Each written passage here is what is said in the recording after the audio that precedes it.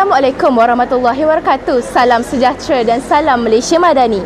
Berbaki hanya beberapa hari saja lagi sebelum kita akan melawati satu bulan yang sangat istimewa, iaitu bulan Ramadan yang mulia. Di bulan Ramadan ini juga, umat Muslim berlumba-lumba dalam kebaikan dan menjalankan amalan-amalan soleh dalam bulan yang penuh berkah. Ramadan merupakan bulan yang dikurniakan ribuan kali ganda pahala ibadah yang tidak terdapat pada bulan-bulan yang lain. Bulan ini juga bulan doa hambanya diterima, bulan diterima keampunan dan taubat, dan bulan penuh keredaan Allah. Pada hari ini, Sekolah Menengah Kebangsaan Prof. Raja Zarina akan mengadakan majlis peluncuran bulan dakwah dan program Ihya Ramadan bagi tahun 2025. Marilah sama-sama kita menyaksikan liputan program pada hari ini. Jom!